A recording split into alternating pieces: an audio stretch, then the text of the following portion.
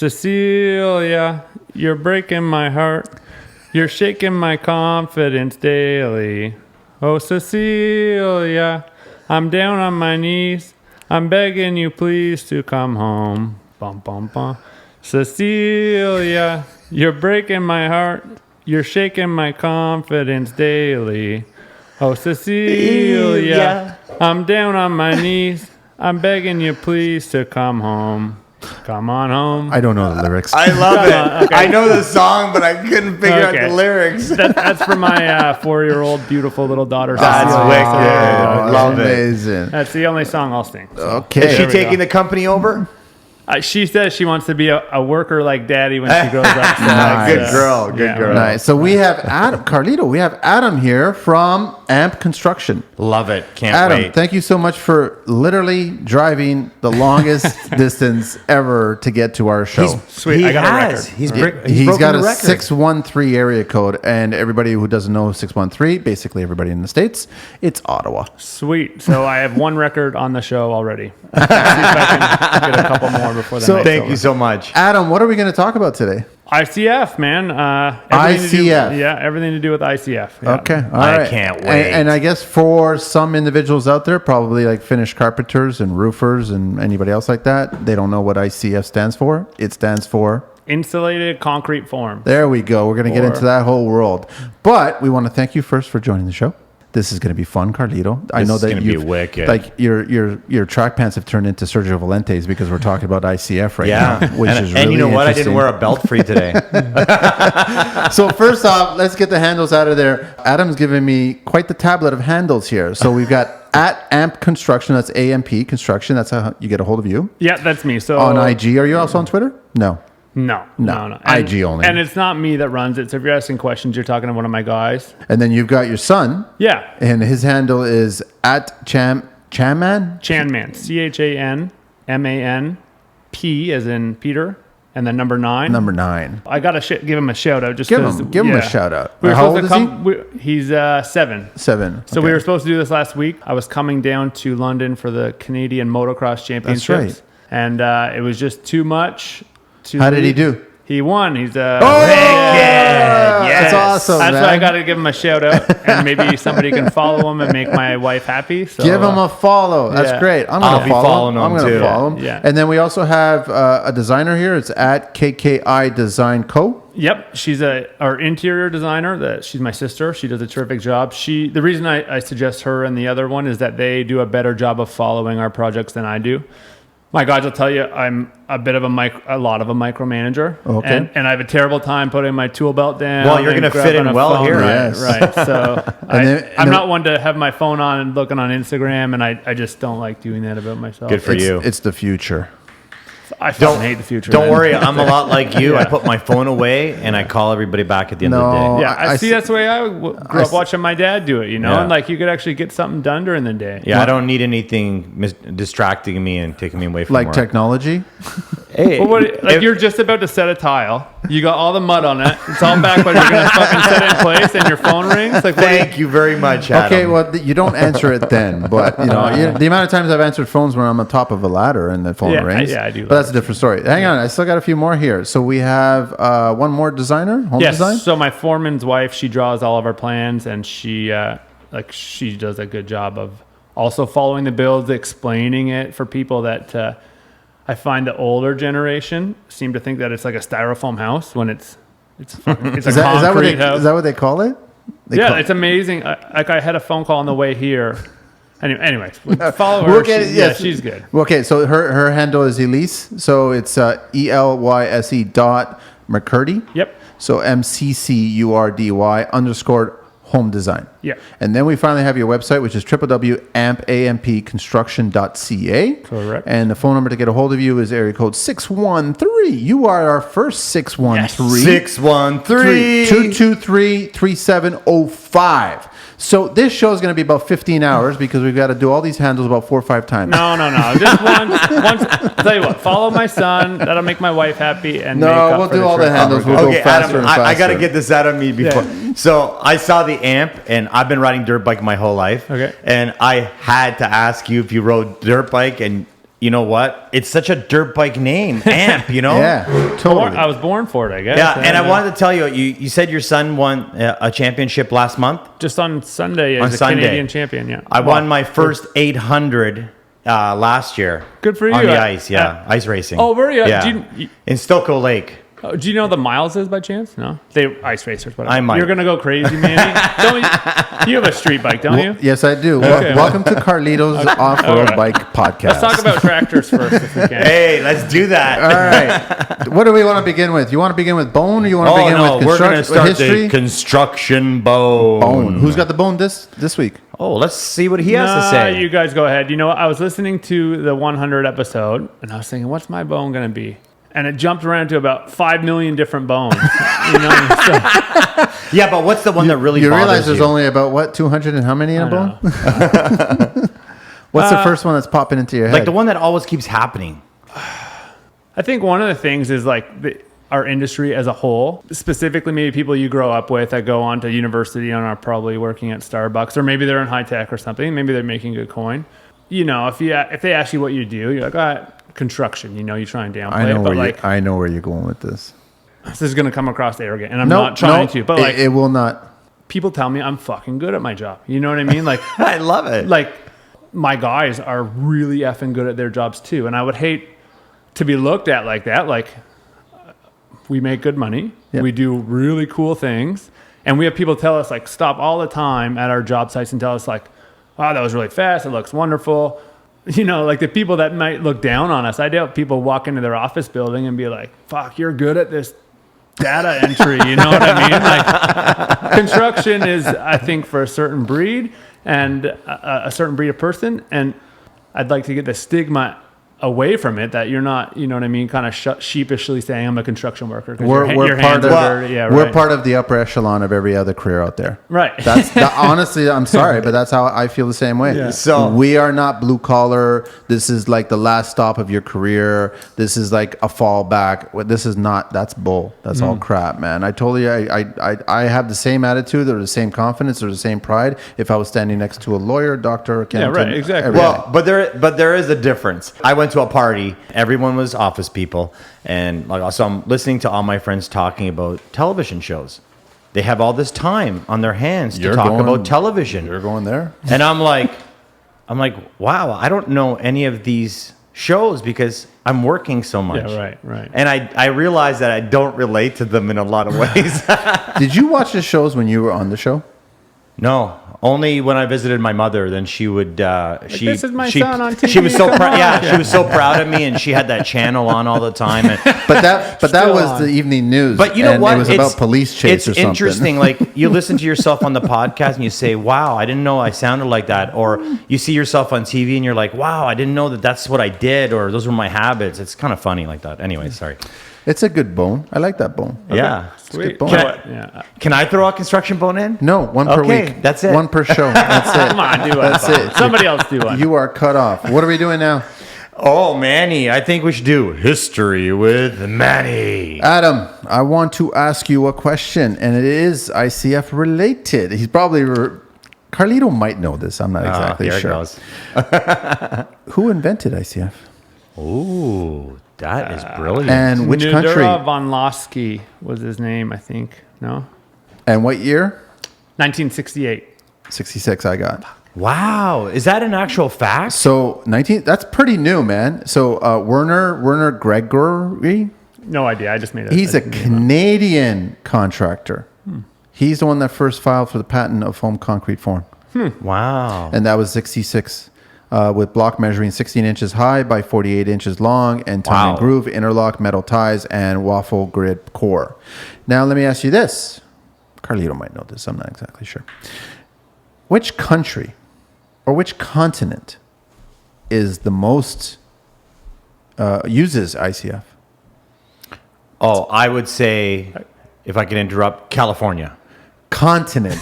Oh, sorry. I wish it was its own United States, continent. I United like where States, you're yeah. going. I wish they would just. I would assume United States, but I you know North what? America, no? Yeah. Everybody, I It's said got- continent, right? It's got to be North America, no? Yes. Yeah, right. North America dominates the market for insulated concrete forms, followed by which country? Europe. Yes. Arizona. Europe. But certain regions of South America and Asia Pacific are quickly growing. Get out of here. They For are quickly for hurricanes growing. and disaster stuff, or why? Possibly. I'm not sure. Could be. We're going to get into all that stuff about. So I thought that was kind of interesting. That's really I wasn't interesting. expecting it to be a Canadian, but there's a lot of good stuff that Canadians do, including this Picasso. Yeah, like the space arm. Hey, right. I went to elementary school with a guy whose dad worked on that thing. So Wait, do you use PL on ICFs? just on the space shuttle. Yes, I like you, Adam. Okay, so that That was history with Manny. And on with the show we go. Adam, it's over to you now. The show is all right. yours now. Let us know You all guys about got to you. give us some guidance. So my customers will all tell you that I get very long-winded on answers, and we get going down these rabbit holes. So you might have to yank me back. We will. What's the history? How'd you get into construction? I think I was 4. Wow. Yeah, my parents, my dad. Anything about me has to come from my dad. If you understand. What was he? it. Was he in the trade? He's like the most amazing guy ever. So he owned he does everything, but he owned a trucking company with my uncle in the eastern townships in Quebec, and he worked too much. And my mom said, "You got to do something here." We got 3 young kids at the time, so he ended up just walking away and got 3 jobs in Ottawa until he could move my mom here.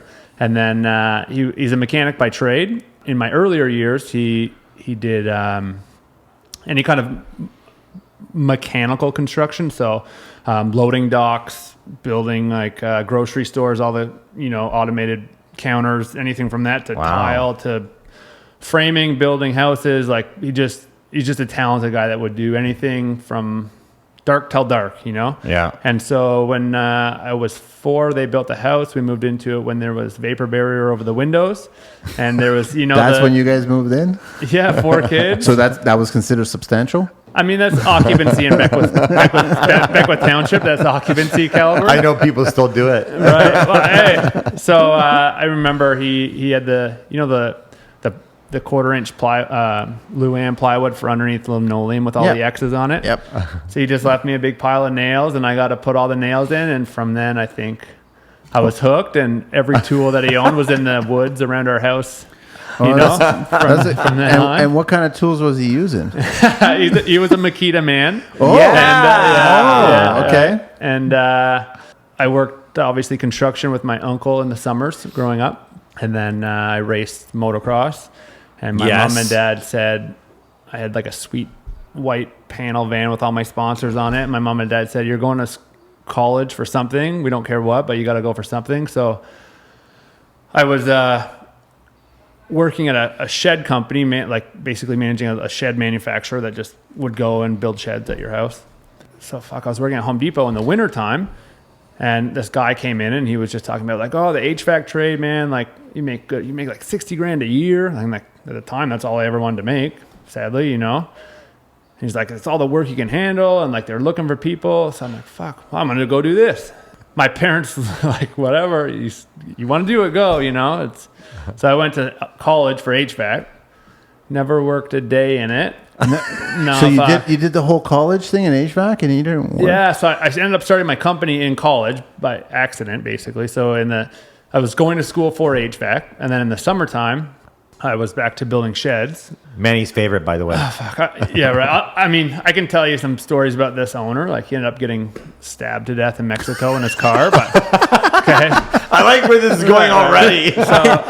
What? Okay. Okay, so Let's get back to that then. I said I go down some rabbit holes. That's on a these questions. first. Okay, so I was working there, and this guy was Mexico. this guy was just crooked as was a compulsive liar, and I can't lie to anybody for any reason. And so I'd show up to build a shed on somebody's site, and they would be like, "Where have you guys been? Like I've been waiting for 3 weeks. I took 10 days off of work. They keep telling me you're coming the next day." And I'd be like, I literally can't lie. And I'm like, I'm sorry. Like I just build them, and I come and I get the papers in the morning telling me, you're going to do this one. So, and these people, they had a wedding planned. Oh, no. And they were like, "Well, it's going to be done for like the weekend, right?" It was like a Wednesday. I don't remember what day it was, and I'm like, "Well, I know when I left, they told me your windows weren't in, and I know they're not coming this week." Oh.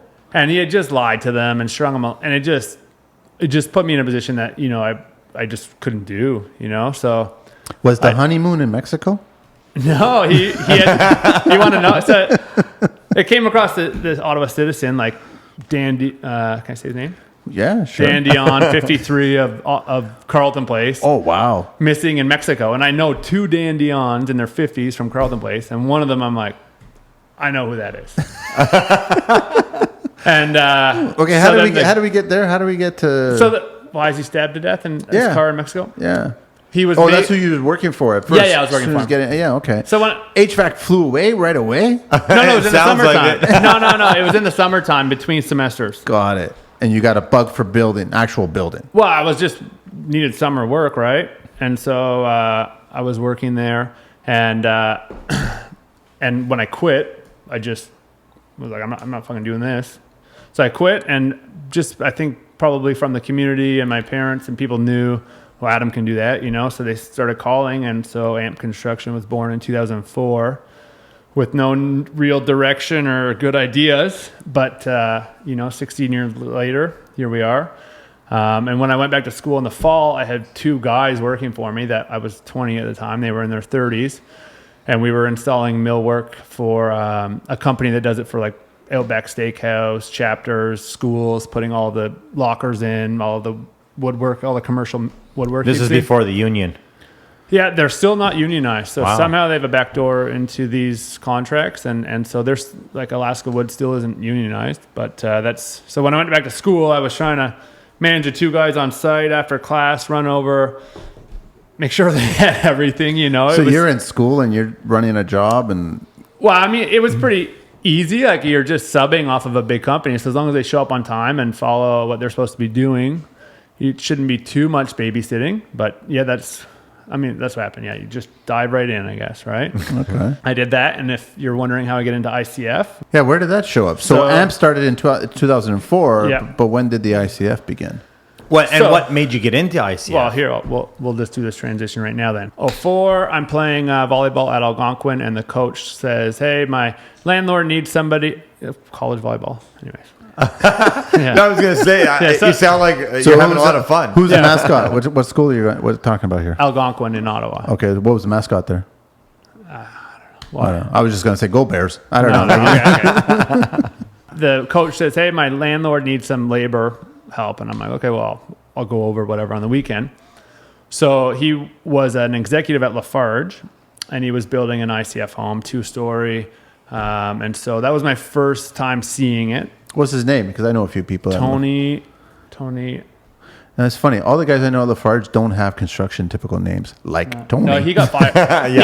He got fired. So okay, all right. There's a big split up. I'm not sure which, but got it. Okay, never mind. We won't talk about. If you know that. a Tony from Ottawa at Lafarge in 2004, it's probably him. And this show is brought to you by Lafarge. Yeah, right. So it's my first time seeing ICF, and then kind of the crew of guys that he had working on it. They asked me to come and help him on another one. And so I spent about a week and a half, 2 weeks working on this ICF bungalow.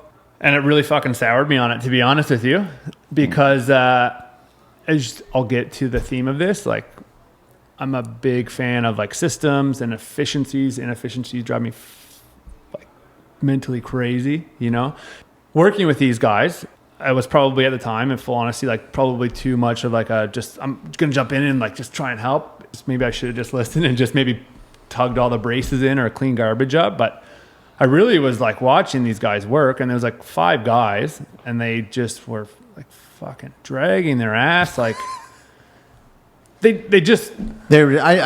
exactly what you're talking typical about. construction. Right. And so like as a 19 or 20-year-old kid, I'm like, so this ICF stuff, like, why are we doing it? Because it seems like it's taking a long time. And they're like, no, because we don't have to insulate it, we wouldn't frame it this fast. And I'm like, okay, well, it's day 4, and I know working with my uncle, we would have had this thing framed. Like, I'm trying to fucking understand this day after day, and they finally get all the blocks up, and I'm like, okay, this is...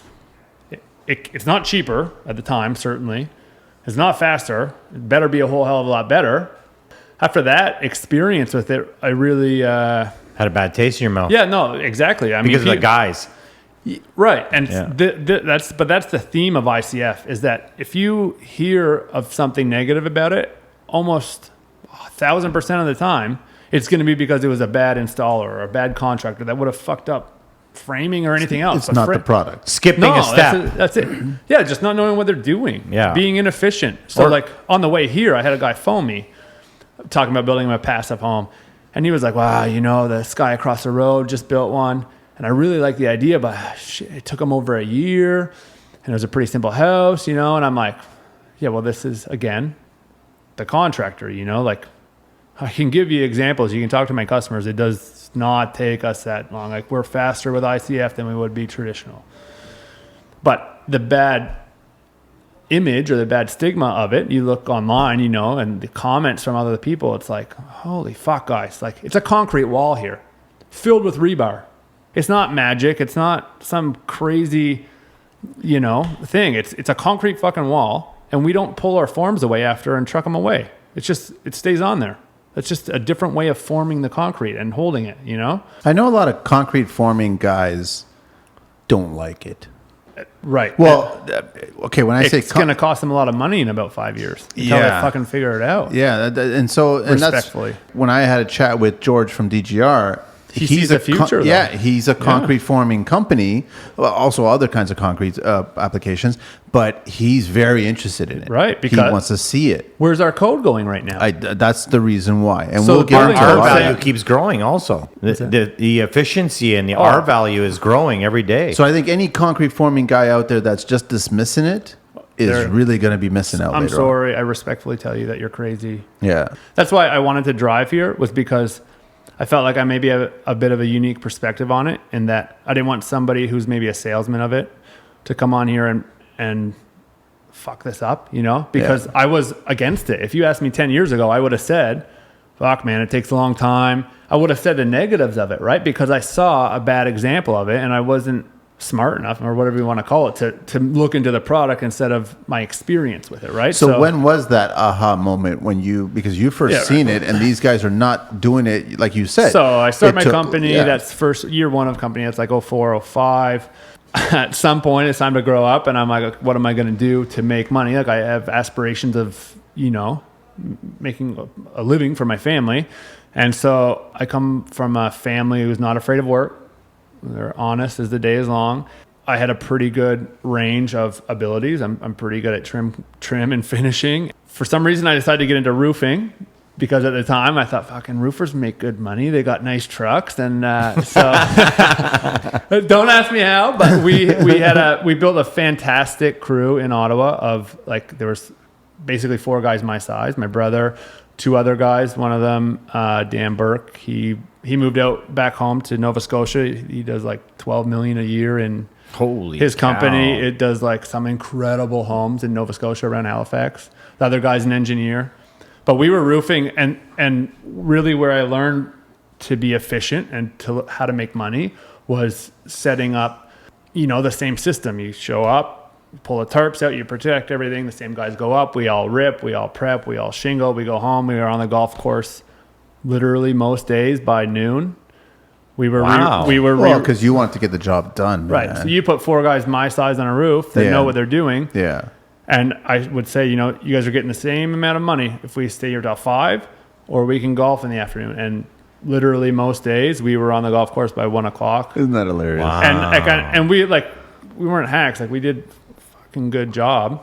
And so when that kind of core of us expired, if you will, one became an engineer. He's working for Dufresne Piling in Montreal. Dan wanted to move back home. My brother and I were partners, and that dissolved, if you will.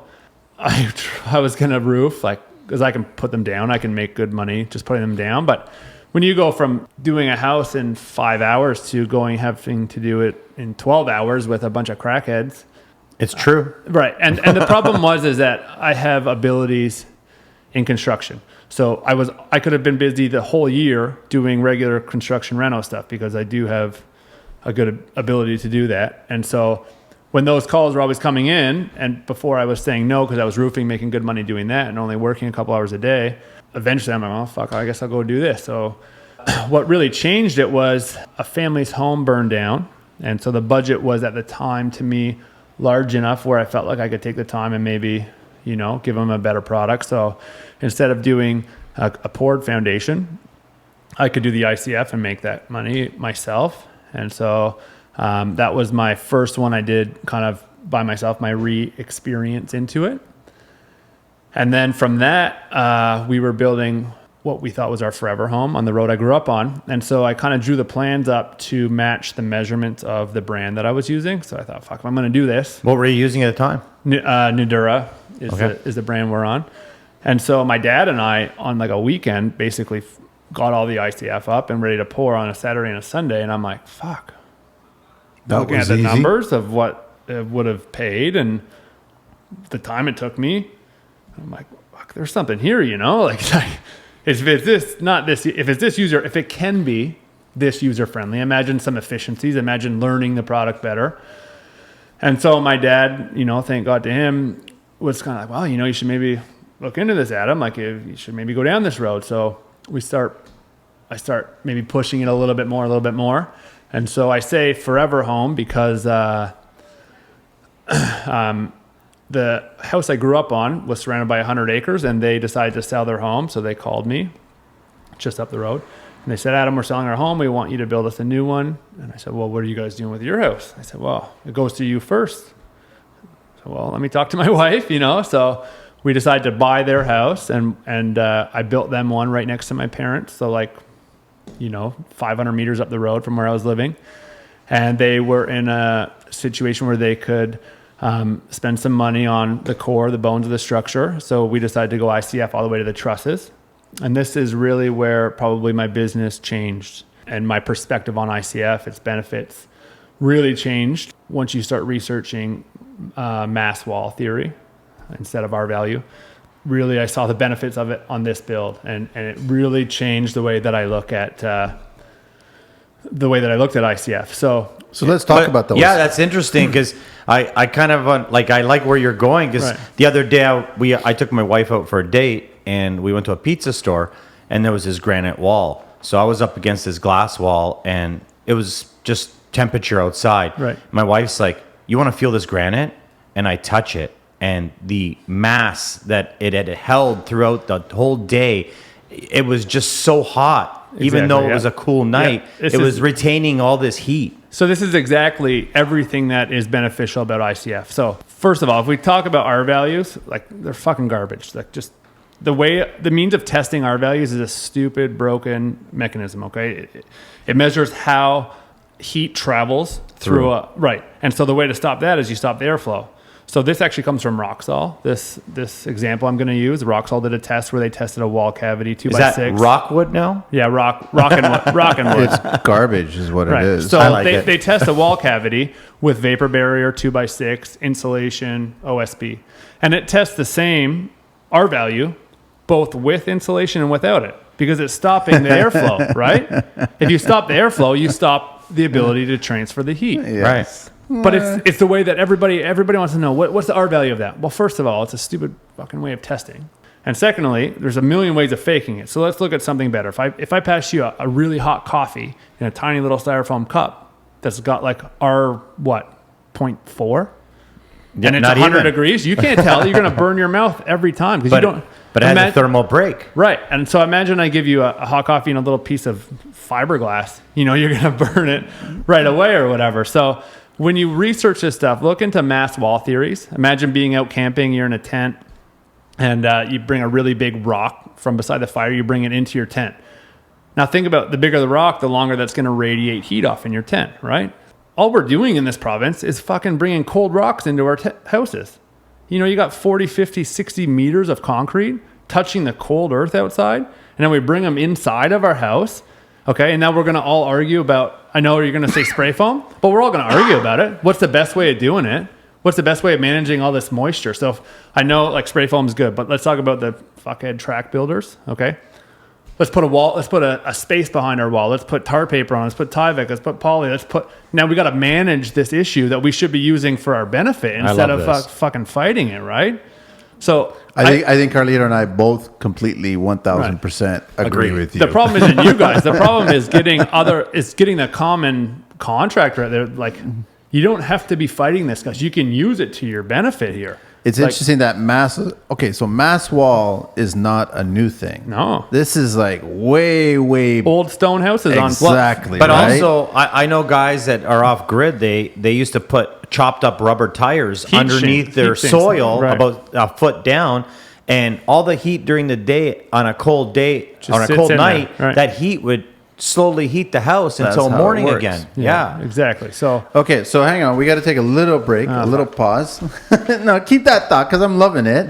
All right. So we're talking with Adam from at Amp Construction, and then also your boy is at CHAMANP and the number 9. yeah, Chan Man. Chan Man. So does that mean he's number 9? His Or number is number one? 9, but he's number 1 in Canada. Give him a follow. Yeah, Let's yeah, get some that's the only numbers one I under care him. about, So, right, and then also you've got the design, which is KKI Design Co. Yep. And then there's also your Foreman's wife who Foreman's designed- wife. yeah, yeah. So it's Elise.McCurdy _ home design. McCurdy spelled MCCURDY. And then the website is www.ampconstruction.ca. And then the good old 613-223-3705. So we're just getting into the whole ICF chat, but now we have to do. Building code talk with Manny. It's interesting that you brought up the R value because I agree with you and it's bull. Would you happen to know what the minimum R value is for a concrete foundation in Ontario? Meaning, like, what will they have to add to the outside of it now?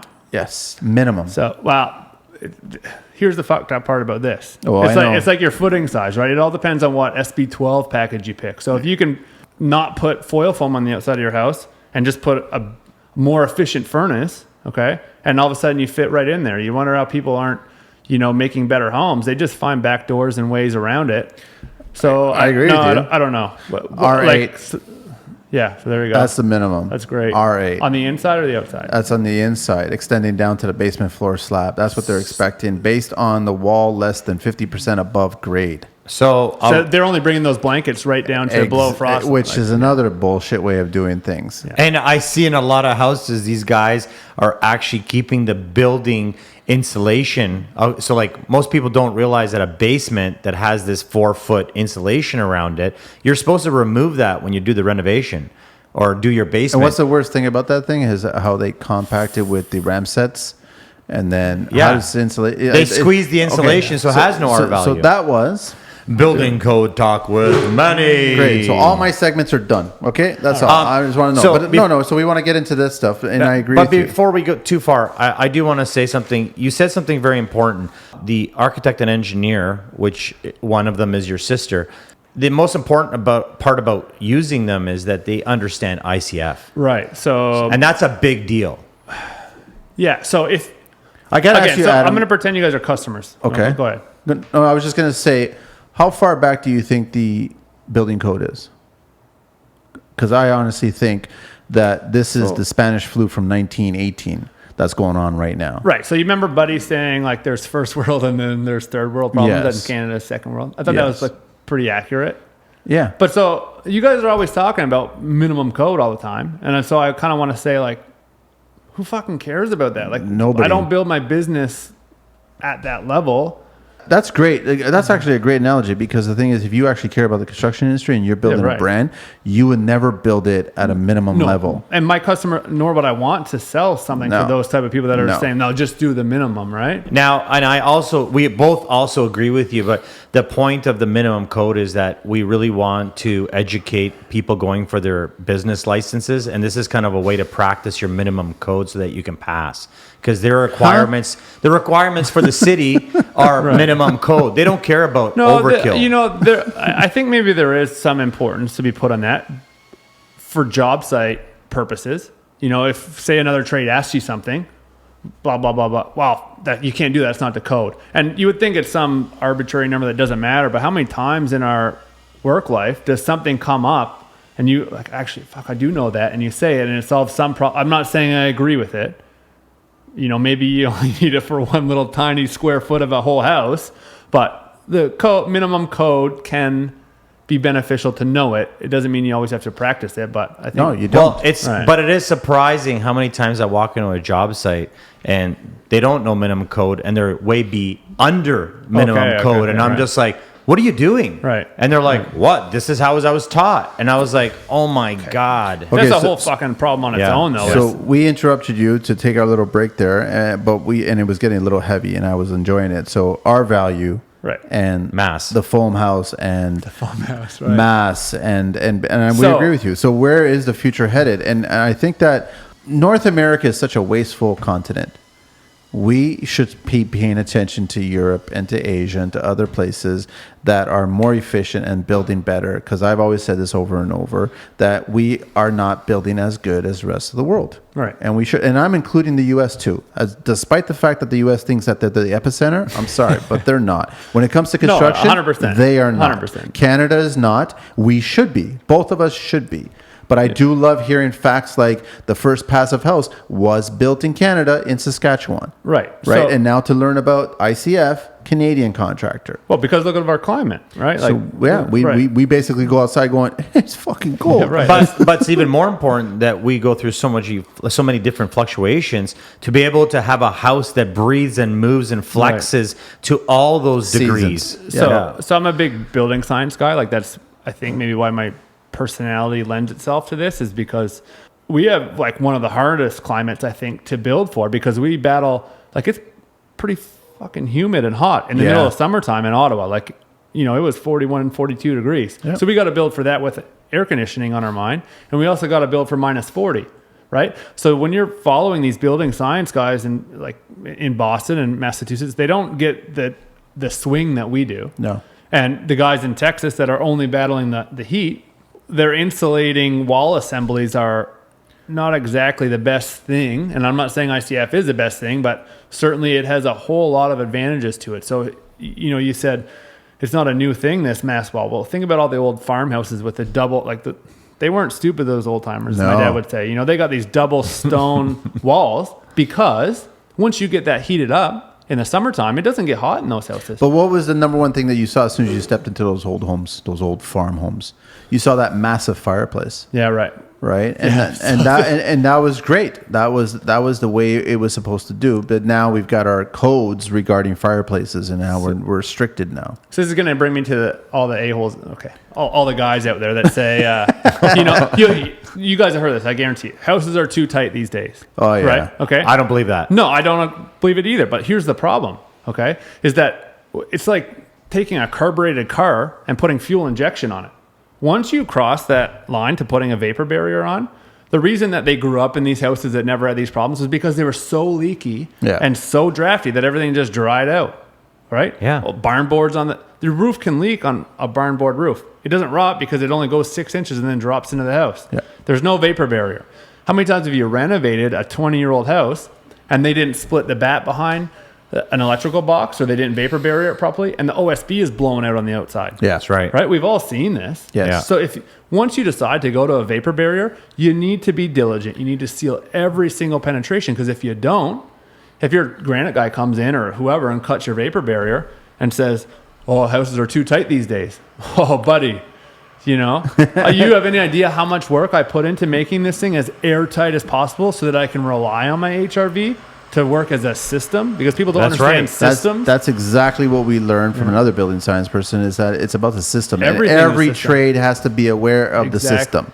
And the system changes to the materials you're using. 100%, right? Yeah. So we just did one, and so the homeowners decided to hire a building science, like your Consultant. Or right something. Okay. consultant, right? So they hired a consultant, and I didn't learn this till afterwards that he was really against ICF. Wow. Yeah. What was the reason?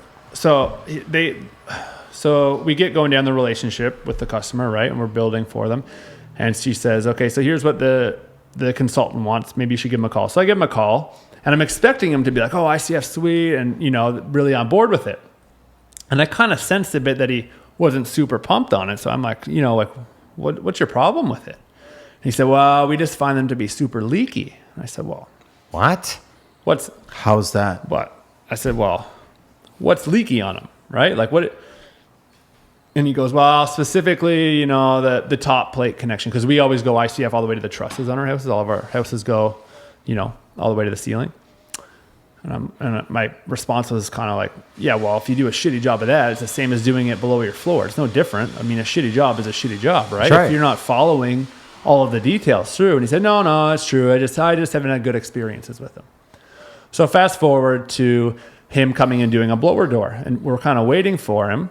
And the homeowner tells me how against it he was, and that he had actually almost changed their mind To not do it? right, to not do ICF. And she's like, we were just so far down the road with it that, he just was really worried about getting this air tightness, And I'm like, well, okay, but I'm pretty sure we're okay here, So typically I'm a stickler for vapor barrier for all of the joints, acoustic, like every little nook and cranny is looked after. Like, imagine a bag full of water, and if you start poking holes in it, that's the way you got to look at it. So Yep. if you start poking holes in it, we got to patch those. Otherwise, that water's pouring out of it. We did this home. We put foil foam on the ceiling, and then we used to get rid of any thermal bridging. That was our air/vapor barrier. So we picked up an R10 very easily. No thermal bridging on the trusses because it was a cathedral ceiling. So I was forced to use bats in it. We couldn't get any other way. What was the depth of the trusses? You're probably going 12 inches Of bat. Yeah, I did 2 layers of R40 on it. Yeah, wow. But the Holy problem cow. is like you got all those truss webs coming down. You can't get in them. We couldn't do cellulose because of the pitch. It was like a 10, 12 pitch. Anyway, long story short, we used foil foam on the whole ceiling. And we do this a lot. And then we sealed all the joints with Siga Wig Glove tape. Siga. Okay. Yeah. It's like a really sticky German tape. Anyways. The Germans. German. Right. Oh, they're pretty smart with this stuff. So anyway, buddy walks in and he was against it. Like she just told me he tried to talk him out of it. And he hooks his blower door test up and he hooks it up and turns it on. And then I see him like kind of look at the screen and he starts looking around. He's walking around. He's taking pictures of everything, right? And Tom, my foreman, Tom, he's excellent. We were like, wow, fuck, I wonder how we did, Anyways, after like 6 minutes, he shuts off. He's like, guys, this is fantastic. He was just super pumped on it. We pulled passive numbers on it. You got as low as 0.07, 0.078? 041. 0.41. Yeah, and so on a 20 Platinum lead home. So on a 2,200 square foot shell, there was a 4.5 by 5 hole, and I know where the fucking hole is too, right? The problem was as we were putting the styrofoam up, the screws, we were using 6-inch screws through 2x4s. We should have snapped all of our lines. You missed a few. You missed a fucking few, and they all add up, right? Yeah. So anyways, Buddy came out and did it. He was just so pumped on it. And so we were looking at it like we really didn't do anything more than we normally do for these, except for this tape, which was wildly expensive. And back to like minimum code and like these people that say, we always built this way. That's just annoys the shit out of me. So I bought a thermal imaging camera 2 years ago to see if I could pick up, am I missing something? Maybe I can do something better, right? So we start studying around our windows.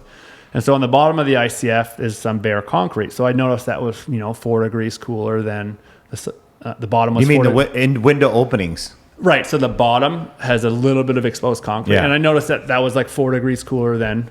So I'm like, well, fuck. So we started making our rough openings Larger. and then I would put a 1/2 inch of SM around it.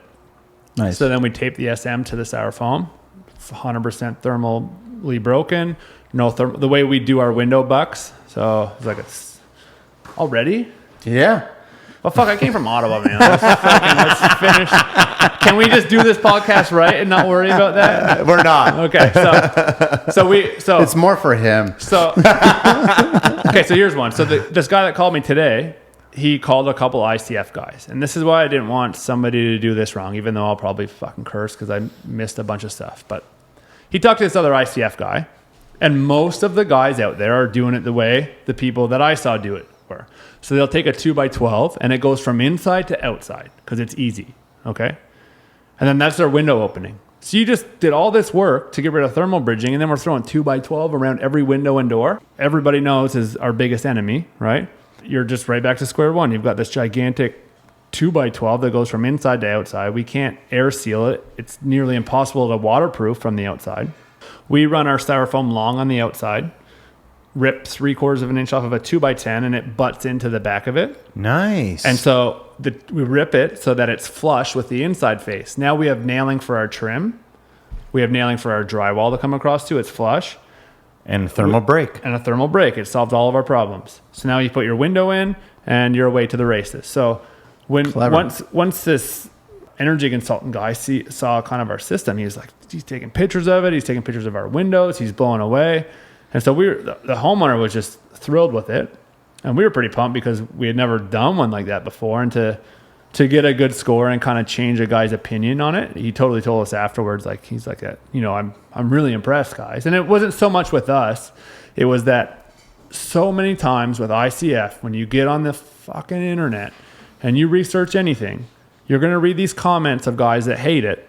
It's not the product. It's most of the time it's the person. You're forming installation. You got to follow the rules. You're forming concrete, okay? Don't reinvent it. No, it's a concrete wall. So people like concrete guys hating it doesn't make any sense. Yeah. It's like, guys, it's still concrete with a rebar grid in it. Normally, like around here, you guys have like a lot of rebar at home.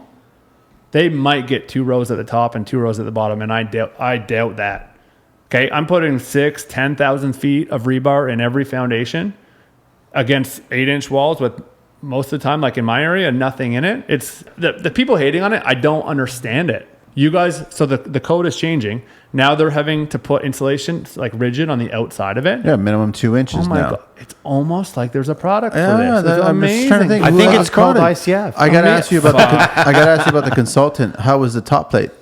Were there any leaks on the top plate? When customers come to me, educated ones, and they bring problems like this up, I normally say, if you go with an experienced guy who cares about this stuff, they'll have solutions for all of this. One, you can sink the top plate down in the foam. The problem with that is it's hard to level it if you got to shim it and grout it. Like if the drywall, not the drywall, the concrete shrinks, right, when it dries. So if you want to get it super straight, you got to put non-shrink grout in there and air seal it. It's a bit difficult. We prefer not to. What we actually do is we'll skim it flat on the top, and then your plate is 1.5 inches higher than your wall, but now we're putting rigid insulation on the ceiling so we can extend it right over the top of the wall. Right out to it. That stays the cold zone, the warm zone's the warm zone. Done. Yeah. Right? So that's the way we do it. If we're not doing it that way, we still will put styrofoam along that edge. It just won't stick out into the ceiling, and we'll do it on the outside too.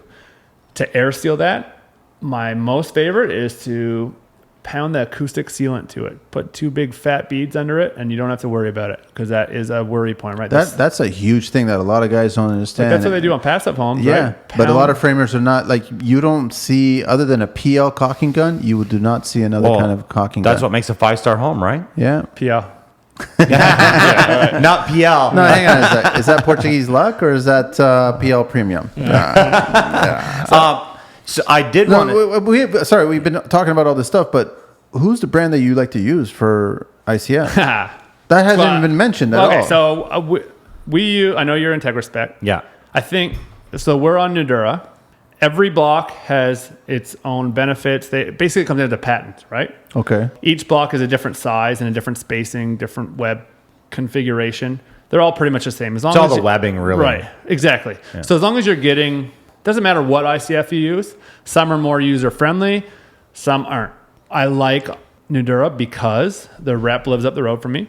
Like it's okay. But no. Honestly, it wasn't that. I like where you're going with this, though. Each block is 12 square feet. So every time I grab one, it's a lot of square footage, right, that it's covering. I can span windows easy. Everything about what we do being efficient and time, like we'll talk about time in a second, is easier with a bigger block. I can just grab one, I cover more square footage. 12 square feet, so what, each block is 2 by 6? 18 by 8, 18 inches by 8. So like Fox, that's a big block. Yeah, so Fox block is on, but it folds up too when it flats. When it folds up flat. For packaging. Right. Oh, wow. So it takes less square footage on the job site. Like Fox block, they are smaller. They're 4 feet by 16 inches, and they don't fold. So they're really cumbersome to get around the job site, but they click together really easy. Nadura has like a plastic web that kind of snaps together. So if you got to take it apart, it's harder, and you got to pound it down with a mallet, whereas Fox block, you can kind of hit it with your hand. Cuts a little bit easier. IntegraSpec, they have really good corners. Guys talk about being able to pour very fast with it, which can be important, but their blocks aren't as big.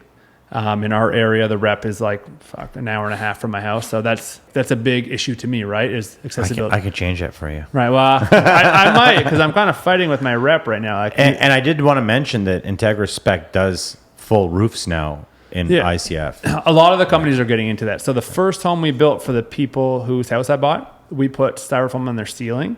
Here's what changed it for me is that he was really intrigued by the whole thing, right? So we go ICF all the way to the trusses, put triple pane windows in. And so every night when he went to bed, he wanted to see how this would perform, right? So he turns his heat off starting at 6 o'clock. He would turn his thermostat off. I love this. And so it would take about 2 hours and the ambient temperature would drop 2 degrees.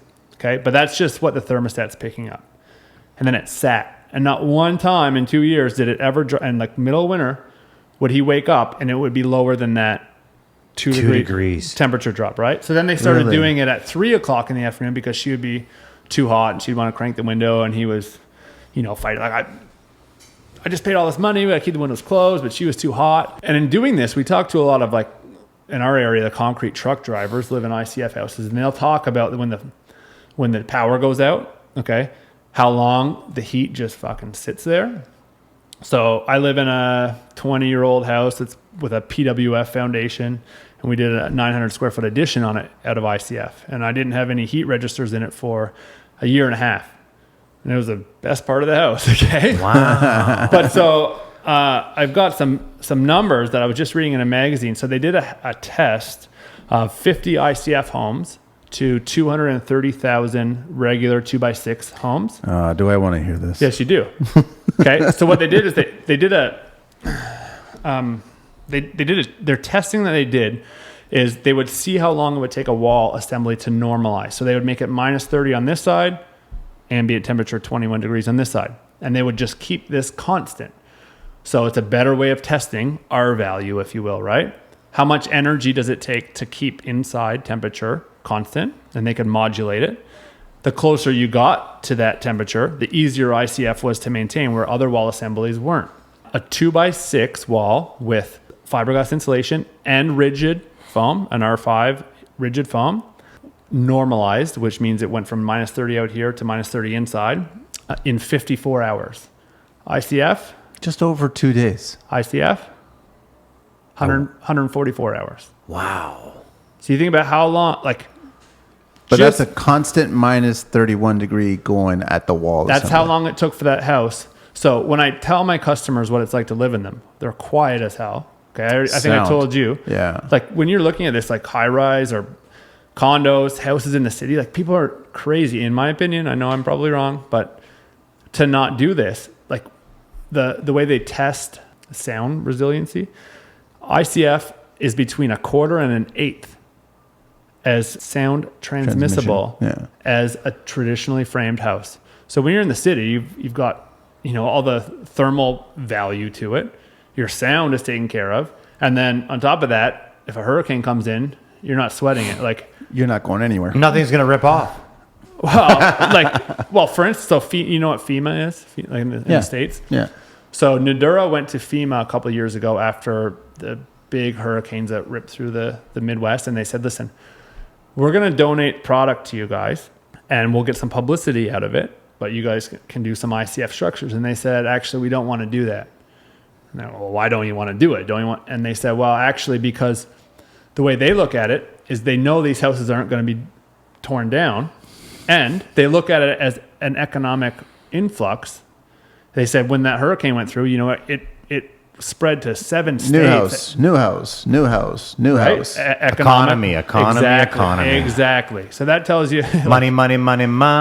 Exactly. These things, so I live in them. I build them all the time. And when I tell the homeowners, you don't want to steer it like a Corvette. You want to steer it like a cruise ship. You're not going to change the temperature. Don't walk over to the thermostat and go down 4 degrees because you're going to take 3 days to even feel that.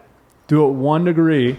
Wait a couple days. You're totally right. I tell my homeowners all the time because I push them to do spray foam, and I tell them all the time. I say just 1 degree every day until you find that happy medium. You'll never control it if you keep cranking it left and right. Exactly. So basically, the Nest thermostat is bullshit. Not on one of these. You've got so much thermal mass. It's like somebody with a radiant heating system. Yeah. You shut it off all you want. It's going to take 4 days to cool down. Yeah, exactly. And then you walk over and crank it up. But that's a good point, Manny. That is a good point. I did want to say, though, there's so many other things that people don't know about ICF. One of them is that, I love concrete, and nothing cures better in concrete than two sides of foam holding in that heat, drying it slowly over 3 months instead of a week. Baking in the sun overnight. That's right. Right. So your concrete's harder, it's stronger, it's better, it's more flexible. Right. A lot of people don't realize that now. We were just talking to one of our buddies, Lundy. He was just on one of our podcasts. They now have mouse and a termite repellent in the actual styrofoam. And one of the biggest problems I had with spray foam is I always ask the customers, do you know any of your neighbors that have termites? Because it could be coming over a to negative. You, right. Me introducing spray foam into your house and then having nesting, it could be a big problem. With ICF, you don't have that problem. Right. Those are some huge factors, right? Well, the part of that I don't understand is fucking internet, I know. But you'll get people going on there. And so I think what has happened with this product in particular is that homeowners can do it, okay? Only you're letting homeowners form concrete, and that's the biggest problem. It's not magic. Who said that homeowners could do this? When you're getting bad feedback on it, I saw so-and-so, they pulled a window buck off. It was all honeycomb, no concrete, there's holes in it. It took them forever, okay? Most of the time, it was not an experienced ICF guy. It was a homeowner buying the block. They can go buy the block. They can take the course, buy the block. Pouring concrete's an art. It's huge art. Listen, lessons cost money and good ones anybody cost lots. can take a driving course. It doesn't make you. Yeah. I see a lot of people in Brampton driving, and they have driver's licenses.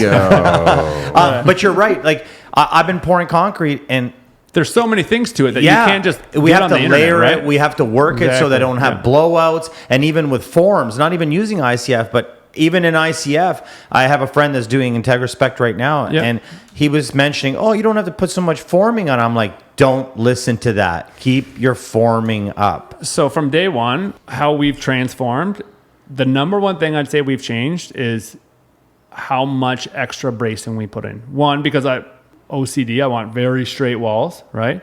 And two, when we start pouring, that's the last time you want to be fucking running for a drill and some strapping. We get it super braced with, I have 2 trailer setups. You guys saw one of them. So we can have 2 houses on the go at the same time. But once we get pouring, we want to pour continuous. We don't want to stop and be effing around with something because we forgot. Don't want to have crack joints If either. you're going to go and start doing ICF, brace it and then take an extra day and just keep bracing it. And it's not rocket science, but concrete has a lot of pressure. A lot of pressure. So if you think you're good, probably put a couple more on it. And if the pump driver shows up and says, "Are you sure about something?" You should probably listen to him because he sees a lot more of it than anybody else. The blowouts? Is that what the old school guys are afraid of? They're just looking at this foam. I guess it's kind of like that mentality with Schluter when we started using the trays that were made from foam, and everybody's like going, "You want to stand on this? You want to put tile Instead on of this?" dry pack or something? Exactly, right? instead of dry pack. So now is it old school concrete guys going, "I want wood. I want 1-inch thick plywood as my form instead of a 2-inch foam"? We do all of the ICF for a forming company in our area. We do all of his ICF stuff because he's getting asked more and more and more. And so from their perspective, it's going to cost them money until they learn it, right? Their guys know how to fire forms up. So that's what they stick with. Tried, tested, true. They just do it day in and day out. They know how long it takes them. So when they get into ICF, they don't know how much bracing or what bracing it needs. They don't know how much time to budget for it. And then they have to buy the block. So if they're 30,000 and I'm 50, the extra difference is them having to buy the block, right? Do you know what I mean? The block costs money, but then you got to frame it and insulate it and yada, yada, yada. At the end of the day, when I tell people, when I meet with customers and I say, if you want to talk about the cost of ICF, and I don't know what Toronto market's like Ottawa, I can speak to. If you come to me and you say, Adam, ICF versus traditional, and I'm going to say, okay, if it's only about money, it's not about having a warmer, drier home that's better insulated. If it's only about money to you, I'm going to say, okay, let's look at the code. SB12. What package are we on? Because they're going to be exempt from having to put your drain, your hot water drain recovery, on the plumbing. Yeah, the heat recovery stock, which is, I think, it being $1,100 or whatever. It's bullshit. So exempt from that. You can put shittier windows in. You're exempt from that. because of your package. Once I love it already. Once you bring your home package up to a certain standard, you can start fucking cheaping out on other stuff, right? You can put shittier windows in. I'm not saying they're good ideas to do this stuff, but I'm saying if it's only about money, you do all that stuff, now you're right at the same cost. Only now it's costing you more to live in that home. So over the long term, it's costing you a lot more money to not live in an ICF. And I don't know Toronto pricing and yada, yada, yada. But certainly for where we are, like once I explain that to them, you go in an ICF basement with some window. Like I know you guys are city, I'm from the country, but you go in an ICF basement with windows, you don't feel like it's not basement like we think. It's every bit as conditioned as the rest of the house. You know what I mean? Can I ask you, what are the prices in Ottawa for ICF versus stick framing? Stick framing? Not holding on anything. No. Like above grade, you mean? Yeah. No, I would compare foundations. Yeah, but honestly, above grade's not even like It's with what like, guys are getting like between $18 and $20 a square foot. This isn't fucking track building, okay? But this is a concrete, everything included. Custom home. So guys are getting between $18 and $20 a square foot to frame a house. There's no material in that. Like that's a lot of money. Yeah. In Ottawa, that's a lot. Like if you imagine, like when I started my company, it was like $4 or $5, right? Like it's really gone up a lot. So above. So if we're going to go ICF to the trusses, or you want basement prices or above? Well, let's mix it up. Both. So compare basements and then. So your average basement, okay, unless we get into some crazy rebar detail, like if we got a super high backfill requirement or typical 10-inch, 24-inch. But typically, so most of the stuff we do is 6-inch. Okay. We do some 8-inch. We don't see a lot of 8-inch because there's so much rebar in it where we are. Maybe it's a different seismic zone. Okay. And we do 10-inch. Okay. It's just typically they can get all of the engineering requirements they want in a 6-inch or an 8-inch block. So you're saving all that money in concrete costs and square footage too, right? On a house in the city. Like and thermal break is thermal break, right, so it doesn't matter right, 6 right, or 8. right. It's just about structural. Exactly. So typically, on below grade, you're anywhere between $15 to $17 per square foot of ICF. Okay, per square foot. So linear footage of wall times height, and then a typical 8-inch concrete wall in the Ottawa area, 8-inch wide by say 9 feet high, is like $55-$60 Wow. a linear foot. So linear foot, right? So now when you got to have somebody frame all your frost walls, insulate them somehow with whatever argument we want to have. Still have to do insulation. Right. And now minimum code is saying we got to put some foam on the outside. It's still like, so we're gluing on foam because we don't want to do ICF. Like this is not making sense. But now you got a frame. Yep. Now you got to insulate again inside. Yep. And now what happens if it floods? And it's wood, so it molds. Now you can rip all that shit out. Yeah. ICF, pull your drywall off. I've done some disaster restoration stuff. You let it air out. And it's fine. Away you go. You don't touch any of it. There's no mold. It doesn't grow mold. Like, Well, and I think a lot of people. Hang on a sec. It is Green Book talk. Oh, Green Book time with Carlito. $250. Let me see what I can do with some numbers here. So we all know the game. All right. So employer failing to appoint supervisor for 5 or more workers on a project. I swear I $850. feel like that we hear these all the time. They're the same ones. They sound pretty similar, dude. Yeah, they do. I'm going to still say $550. $850. $550. So we're talking to Adam from We don't have to do that all again. AMP Construction. Yes, because people are going to reach out to you, and plus we want to get more I followers got for no your time son. the rest of this year, so maybe next year, guys. Yeah, no. If you're a clever, intelligent customer, then you're paying attention. You're doing the homework, and if you're talking to a contractor to get a job done today or this year, right, you're not a very clear Yeah, you should be surprised. You should be planning 6 months to a year. So is it not amazing the people that call you and think, like, I don't know, but like we do. Oh, I love. We do a lot of giggle. shell packages, and we do a couple custom homes a year, like total builds, and it's like, no, I can't start your full home in a month. You sure? I'll be there next week. Yeah, like what if you can find somebody that Take can a do cardboard that? And by the way, do you know it's COVID still? You can't get half the material. Adam, take a cardboard cutout of yourself and just park it on the lawn there. That's it. And just stand there? I'll be there Yeah, next I'll week. be there. Like most contractors, just standing there. But I still want to get more followers Yeah, to your right, son, right. so I want people to follow him, man. So at Chanman, Chanman, CHANMAN P number 9. Number 9. Yeah. Give him a follow, and then you got your designer KKI Design Co, and then you got your other wife's foreman's wife. Yeah. Elise.McCurdy_home design, and then it's www.amconstruction.ca, 613-223-3705. Perfect. Okay, Carlito, I interrupted you. So Yeah. what were you So gonna say? I really think it's important, and the three of us know this well. You do ICF, you've cut out 6 steps out of your building. Yeah. So you want to talk package. about the timing of it? So people say this. Yeah. To get a framing crew to come. Oh, so The reason I was supposed to be here last week, I was on holidays, but when I had to change it on you, so we have these people, their home burnt a year and a bit ago. So it's a slab on grade. There's no basement in this one, right?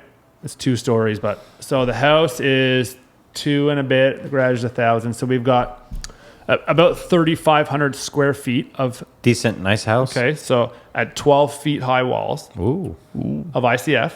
sexy. Okay, you can say what you fucking want about this. People that say it takes too long, again, I was one of those people saying it because I had a bad experience with it. Like so many things. Like the first time spraying lacquer, you probably had a bad experience with it. No? No, Fuck, I you got to learn it, right? honestly, it took my first lacquer spray job on a cabinet. Took me 2 weeks. Now it's 3 days. Yeah. Well, exactly, right? But you love it now. Love it. Okay, the first time I did it, I told my wife I was going to try a new paint, and she was having, we did all these built-ins. She was having a baby shower for her sister.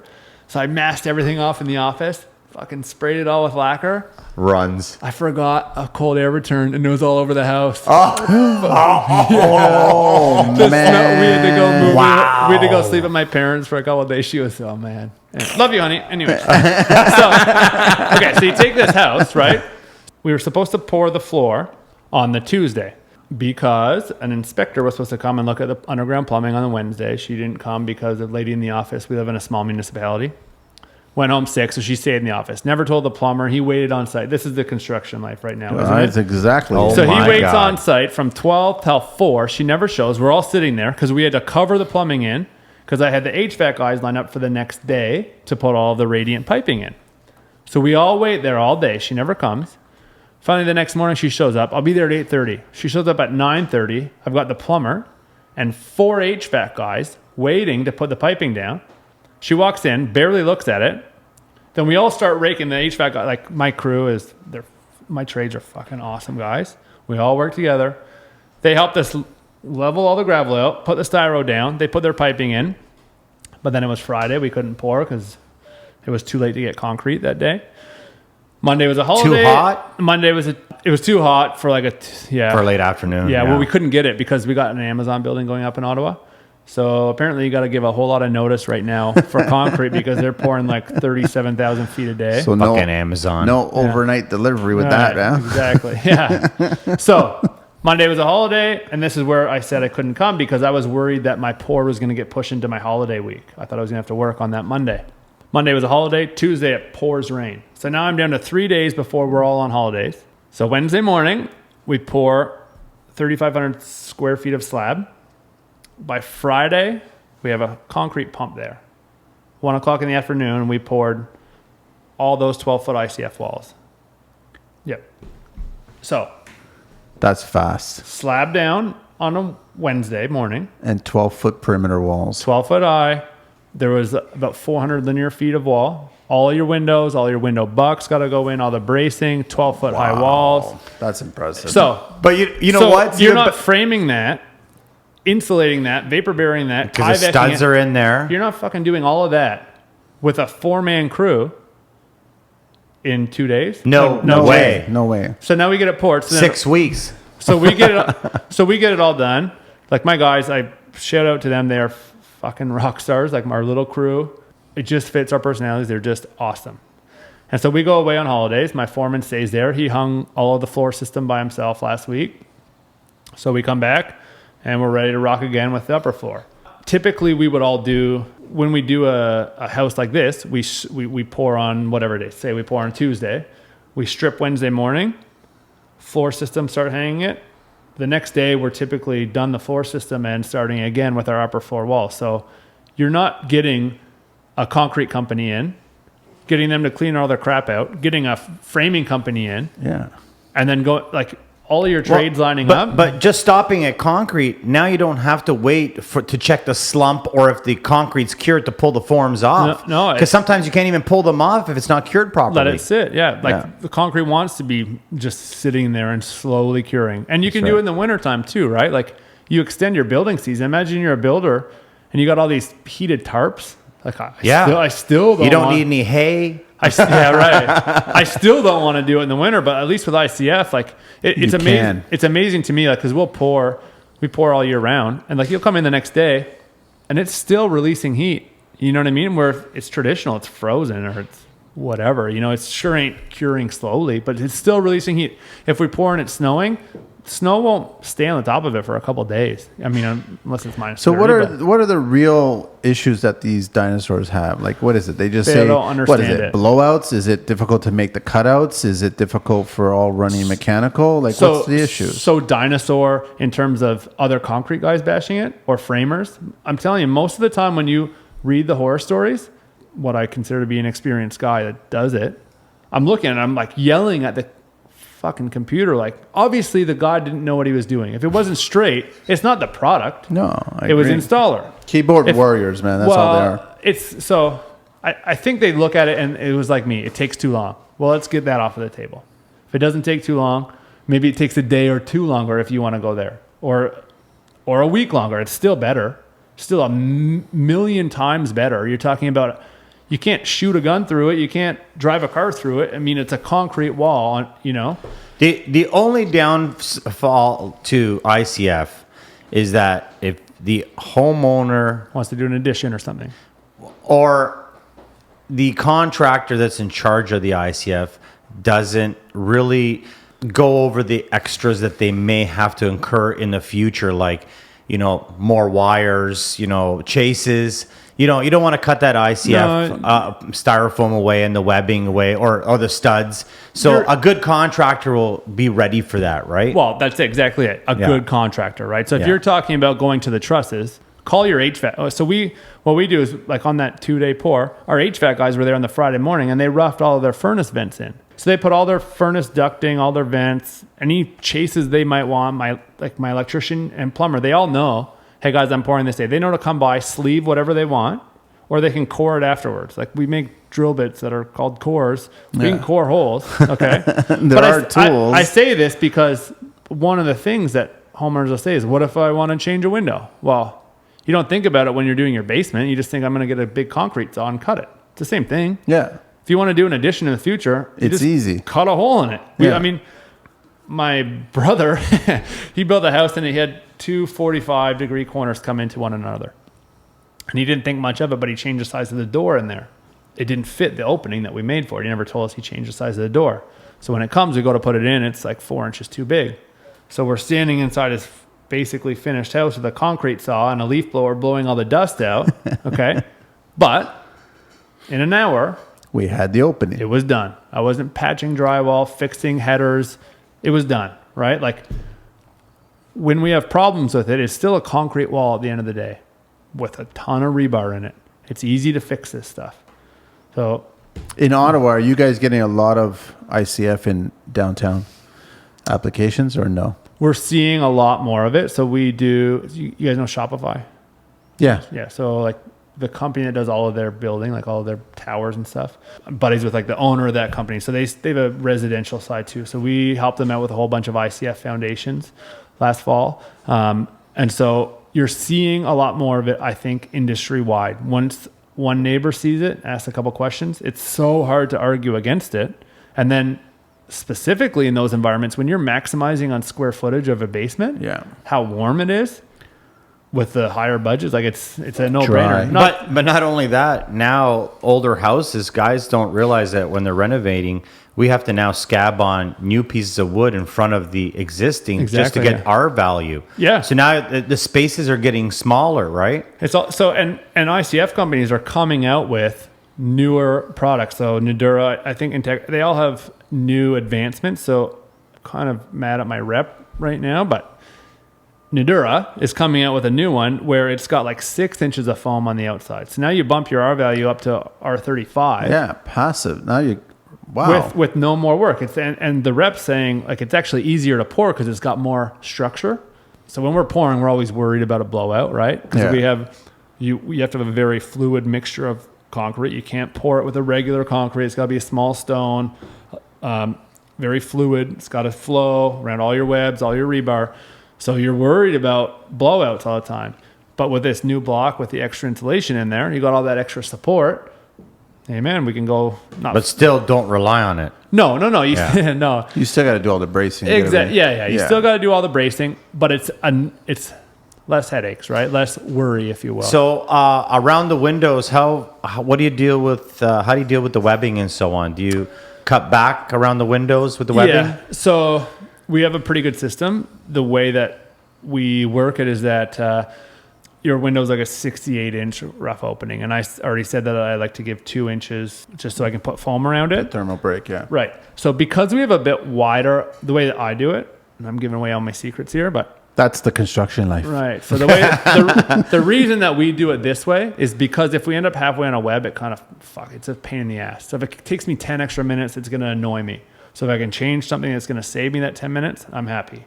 So with a little bit bigger RO, we can shift that window a half inch one way or the other if I have to get by a web. Just like Schluter. Amazing. So I can move the RO, and if the window matters, you want your trim to be perfect to the corners, you just move the window in the RO back where you want it a little bit. And it seems to have, at least to this point, solved all of those problems. We still get the odd one that's fucking right in the middle of a web.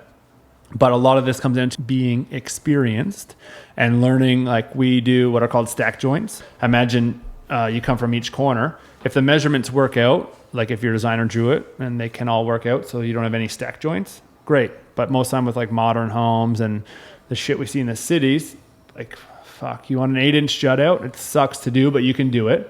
Or if you want a 13-foot 2 7/8 inch long wall, we can do that too. Although if you made it a half inch shorter, it would save me a lot of work. But we can give you whatever you want. And when that's the case, we do what's called a stack joint. And we always try to hide them in a window.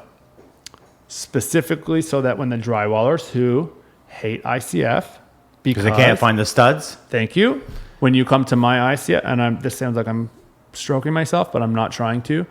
When you come to one that's properly done, what happens is a lot of the guys, they can fit in like a groove like every 2 inches. So you can play with the measurements as long as it ends up on a 2-inch. They work, but your webs won't line up.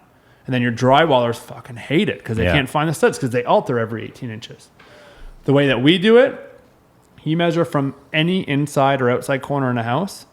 Every 8 inches, you're going to find it. If you miss, measure from the other one because we put it in the middle of a window is where our stack joint is. And we don't, even if it lines up on like this, doesn't matter. It still gets a stack joint because the drywaller is going to fucking hate it if it staggers. And we mark them with marker.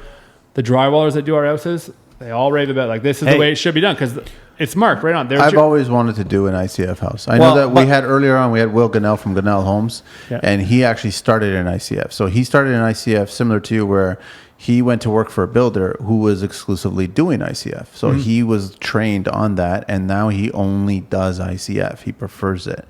I have yet to do one. I want to do one. But what do you teach these dinosaurs to understand? I think once you get their heads wrapped around that it's still concrete, if you can get them to embrace like, okay, I guess. Like there's one guy who owns a subdivision where we're at. He literally thought it was made of styrofoam. Okay, like he couldn't grasp it. He called it the styrofoam house. We're like, it's not a SIP home. Like, there's concrete in the walls. Once you get their head wrapped around that, and you start explaining them thermal bridging and mass wall theory, and you start getting their head wrapped around that stuff, they're normally pretty good when you can walk them through it. If you can walk them through it in the wintertime, or it's loud out, raining, something like that, they're normally sold because they're so quiet. They're just not drafty, right? People don't really understand when I'm always dumbfounded. They spend a lot of money on custom homes and not understand how, you know what it is? It's really nice to have a silent home when you want a silent home. But we go back to the system again. So the best system is obviously outside envelope. Yes. But with an ICF, you get both best of both worlds. You get outside and inside. And so I tell a lot of my customers too. This is why I push this. Like you hear me talk about spray foam. Yep. It's because I don't get a chance to build an ICF home. Right. So like if I had the renovating, you have no opportunity to choice, start them right from the beginning, I'd push them to ICF automatically. Right. I always tell them that with bad insulation or blown in of any kind, the minute that you turn off your heat or your air conditioning, that's the minute that you start to lose your money. So for every 50 cents that goes into an hour on normal insulation, the minute you shut it off, you're losing money. With spray foam or ICF, it's retaining and you're making your money back for every hour. Poor sound properties. I know, but it's still better than bad insulation. Spray foam? That's my opinion. For sound or for general? See, that's the argument. So spray foam sucks for sound. Bat is better for sound, but bat sucks for building envelope system. Right. It does. But if you do the right system, you can insulate from outside, and then you can use special wall systems inside to take away the sound. I know that Carlito's brought this up a few times. Does Nadura get into floors, and are they getting into roof assemblies now too, or no? Have you gone down that road? So you mean like a concrete floor? No. You said IntegraSpec. I think they all have their own version of it. So the only thing Nadura has is like a styrofoam ceiling with strapping in it. But I know it's different than what you guys are talking about.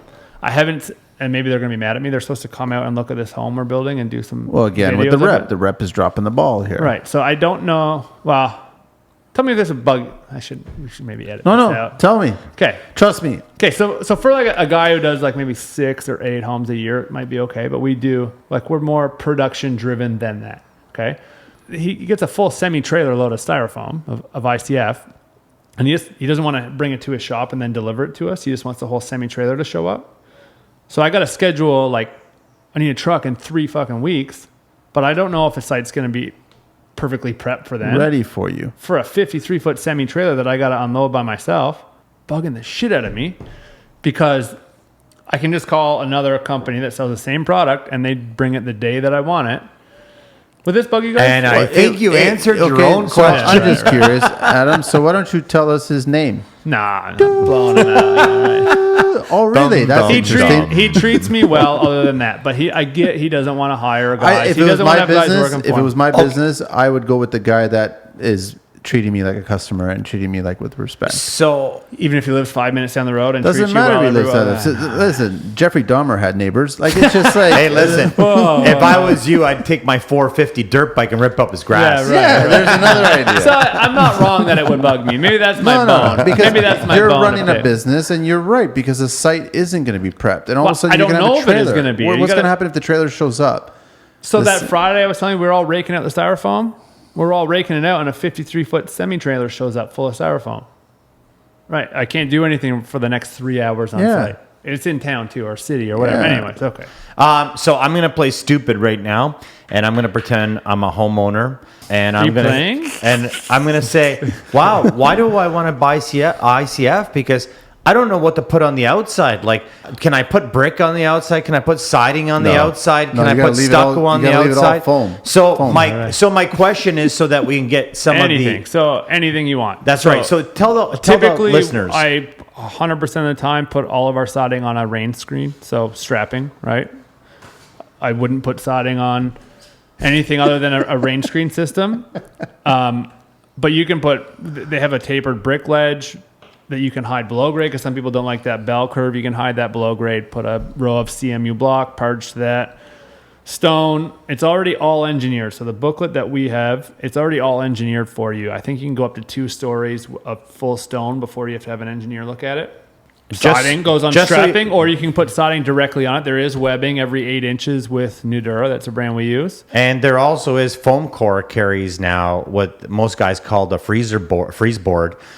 They carry a stucco styrofoam that looks like siding, and you just screw it laminate it, screw it. So basically, it's limitless.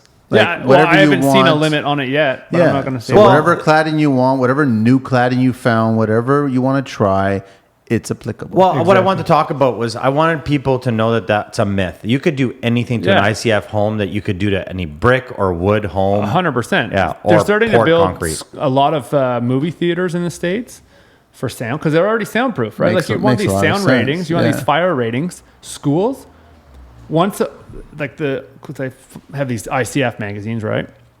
Once one school board gets, it's like wildfire. They all want to do it because on a building of that scale, the soundproofing is done, insane. taken care of.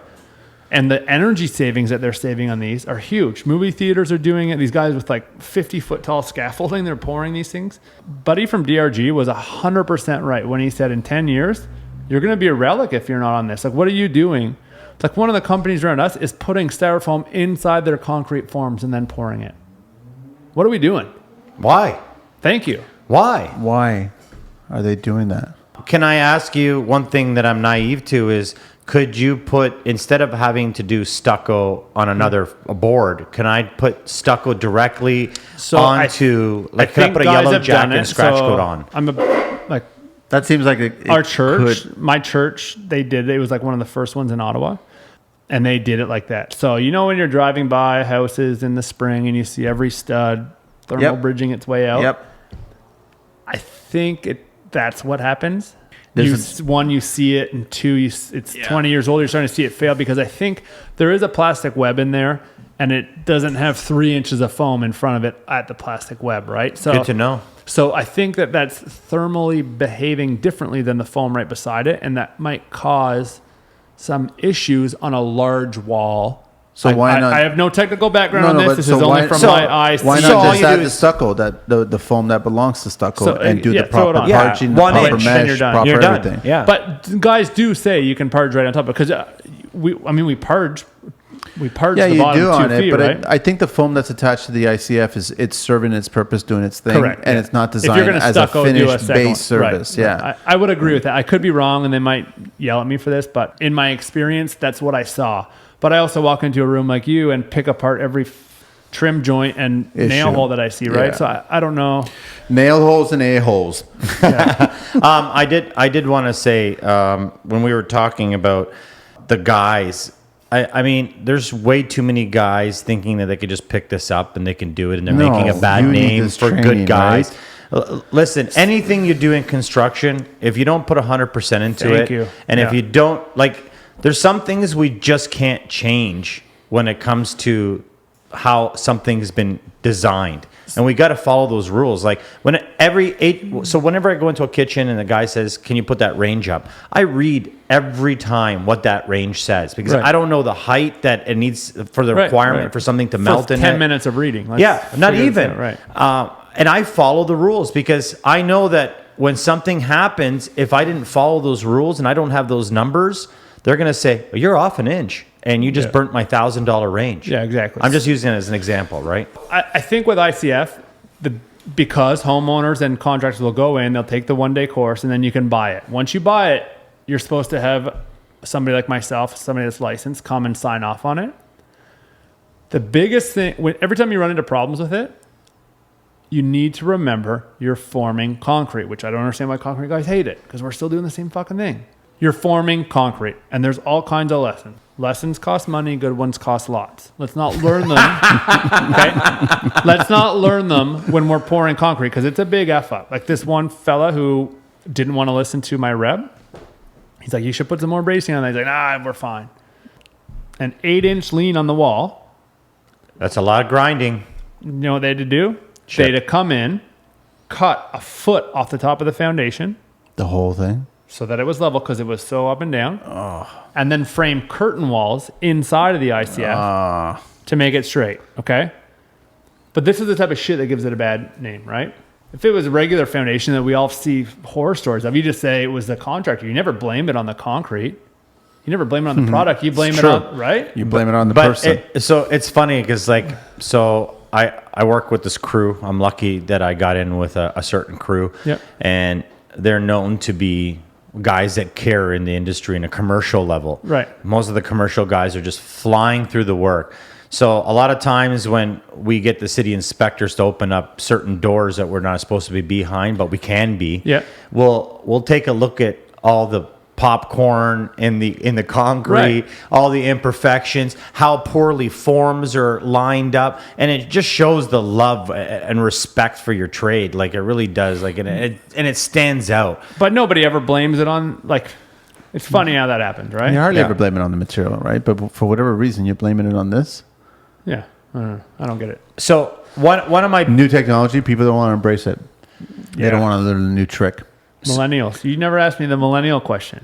You don't have That time doesn't for have to it. come up all the time, man. Why you don't have actually, I've been millennials? pretty impressed with some of the latest millennials. Well, millennials have been doing well. I got one working for me right now. He's doing an amazing job. Oh, good. But I had to go through a couple. One of in 100. More than exactly. Yeah. He probably just came from a good family. How are the millennials in Ottawa? Same. It's the same. It's the same thing. I think DRG fella, I keep forgetting his name. George. Nailed it on the head. It's their parents' fault. Yep. You know, We'd agree with it's your generation, man. Yeah, I don't know how old you Dude, are, but I think it's your generation that did this to them. No. Listen, I don't have How children. old are you, I don't by have, the way? I don't I don't identify have as children. a millennial. Okay, I don't- I don't identify as I one. don't have children, and if I did have children, I wouldn't fucking give a loser kid of mine a trophy because just being a sake Well, of that's giving a but trophy. that's Yeah, the if entire you problem, right? Is that they Come in they're- last place, you deserve to know what it feels like I to came be in from a last generation place. where you got hit if you did something wrong. 100%. So that was our upbringing from our family, right? Correct. So I don't want to stick up for them, but they're operating in a framework that was given to them by their parents and the government, right? COVID's a nice wake-up call for these idiots. Is it? I don't think so. They're all getting paid for this free money. You know how many know. people tell me it's free money? Like I they don't know. understand we're Yeah. paying for it. Well, The and government's paying. but It's they don't fucking understand that mind-blowing. they have to pay back between 35 and 45%. Or But that's a whole 100%. other talk. 100%. I the know, whole but- country's going to be bankrupt. Anyways, okay. We'll get. I know you want to wrap this up. We'll wrap this up. So what I did want to go to talk a couple things. When I spray foam, Why do you keep on bringing up spray He foam? loves spray foam. Hey, It's okay. Well, no, Fuck because spray foam You right love now. Bosch. I want him to wait. I want to relate to the. We're the, talking the about styrofoam. on Thursday. I don't care about your spray foam. Okay, I know, but I do. So when I do spray foam in a basement or in a house, the losing area is always the basement. So Yeah. 35% of your heat loss is in your basement floor. The other 35% is in your attic. Yep. How I think it's higher in the attic. Anyways, Yeah, I'm not arguing. But there's the average the base Yeah, right. the ceiling and the floor are really where the Bad most points, yeah. transfer happens, right? Yeah. What are you doing to have a perfect envelope with the floor? God's blessed me to be able to work with a certain clientele that I've learned to say no to jobs that I don't want to take because if this is the way I do it, you know what I mean? I always recommend we put styrofoam underneath the slab. 4 inches? Always. It depends on what they want. So at least in our 10, the one we just did was 5 inches because it was 2 layers of 2.5. Depending on what the customers, a minimum of an R10 just for that thermal break, right? Go on top of the footing. I see people fucking drawing this. I have no idea. They'll draw it flush with the footing. And then you've got your concrete slab sitting right. And it's a break. Oh, come on. It's a bridge. Right. And imagine the whole thing encased in styrofoam, if you will. On the outside, a lot of the stuff we do is a lot of walkout basements where we are because we're in the country. Styrofoam on top of the footings. We don't, even if you don't need it, you don't want that. Think about that. Your concrete footing getting freezing cold and then bringing that thermal cold up into your wall cavity and then up into your windows. Like, let's just stop this right there. Put styrofoam over top of your footing. Keep it nice and warm and toasty for on the grand scale of the whole building. What's that cost, you know? What's your sales pitch, Adam? Because it's challenging to sell building envelope to clients, man. They really, stone. I don't give them a fixtures. choice. You just So- don't give them a choice, eh? Again, God has blessed me with a tremendous workload and something my dad told me a long time ago about you might not have time to do it right the first time, but you'll make sure you have time to do it right the second time. Okay. But what that means is that I think over my career, I've made a point of like, even if it costs me a shit ton of money, to always do at least my best at the time. Because I think we all look back and think, fuck, I should go, that wasn't probably, I didn't know, but at least I did my very best. And that's led me into, I don't advertise for work. That's why I said I can't get to you this year if you call me. That's why I don't run my Instagram because we're so booked with work and a clientele that come to me, that find my number. Thank God that when they come to me, this is how I do it. If you want, I can look at your ways. Like we just did a SIP home last year. That was pretty cool. A SIP? SIP panels, you know? I don't know those. Like fucking crane a whole wall section inside down. It's all spray. Modular. It's all foam and it's all spray foam inside, like isopolypropylene. Got I don't it. know. Yeah, I don't know what a SIP panel. You know what SIPs are? Yeah. No, I actually don't. So it's like a whole wall assembly that would come. Yeah, everything's connected already, and then you're just. But it's not traditionally framed, right? Like it's all foam, and then they would have a couple upright. So this one looked like a log cabin. So it already had the siding on the outside and the pine cladding on the inside, and the core of it's all foam. Wow. It's all spray foam. So it's sitting on your ICF foundation? Yeah. This one was. Again, we'll do like 20 to 30 ICF foundations for other people a year, and then we'll do our own homes where we go all the way to the trusses. So we see a lot of different products. And so this home, it was a full SIP house.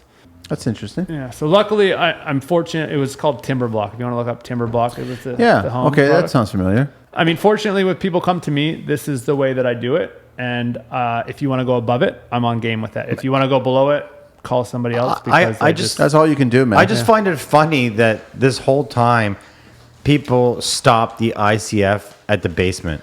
Like, why not just continue it so you have that thermal break all the way through? I agree, but I think 10 years ago, the cost was so different than it. Like right now, people, at least in my area, if you show me, like add up all of the labor costs, I just was talking to this guy who was going to do like a whole subdevelopment of ICF. And he told me what he paid his framer. And I laughed. I'm like, yeah, I'll do it for that in ICF. And then you don't got to insulate it. You're going to be money ahead. How much are one of those Nadura blocks? What are they retailing for? It's like $50 roughly. That's it. So it's like, if you call it, I don't remember what it is a square foot, 3 something. A square. Yeah. So I think it's like $5 for like rebar and block, $5 for concrete, $5 for labor, roughly.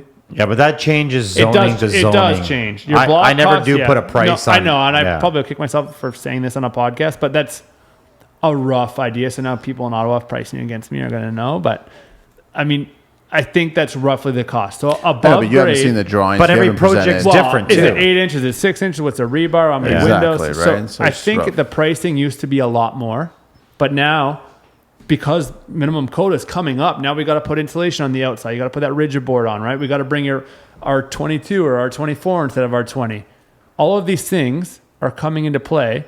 They're making them be responsible with their house wrap, where they used to just fucking do whatever they want, and now they got to tie. So all that labor cost to tie all your air barriers into one another, okay? All that labor cost goes up. Now it's a whole lot closer to ICF. Only I think people don't know about it because they think it's just for basements. Yeah. Right? Once you show them, once people walk through a finished home of it, the women seem to love how deep the windowsill is. I don't know why. And Everybody put stuff on it. That's why. I mean, it reminds them of like their grandparents' home, Their probably, old, right? Yeah, their old school You know what home. I mean? Okay, can I ask one last question here? Just for the listeners to hear. You know, it sounds really straightforward. It sounds like you're just coming in, you got the footings poured, Yeah, the rebar sticking out, and now you're taking these, you know, ICFs with the webbing and you're putting 10, 15, 25 mil rebar in, whatever it You just drop the requires from an block on and engineer. then pour some concrete in and away you go. When do you get the electrician to come in, and when do you get the plumber to come in? So I give the plumber or the HVAC guy. The mechanical team. Yeah, they'll have bigger holes. They'll have 6-inch, 8-inch holes they want for HRVs and everything else. I have them in before we pour, and I have a very good relationship with them, so they're normally there when we're working. When the roof's on, you get your electrician the same time after the plumber, so he's not running wires in the plumber's way, and he just channels it in. Our guy uses a electric chainsaw, channels it in, stuffs his wire in, cuts his box hole out. They have ICF boxes that kind of go in the hole. These little wings you push out, and it grabs them. I have 16 clips. Yeah, so it holds them right in the styrofoam, and then he just spray foam the chainsaw hole, and it's done. Everybody's happy with it. The plumber, if he wants to put a hose bib or something out, he just cores 1 1/4 hole, puts his hose out.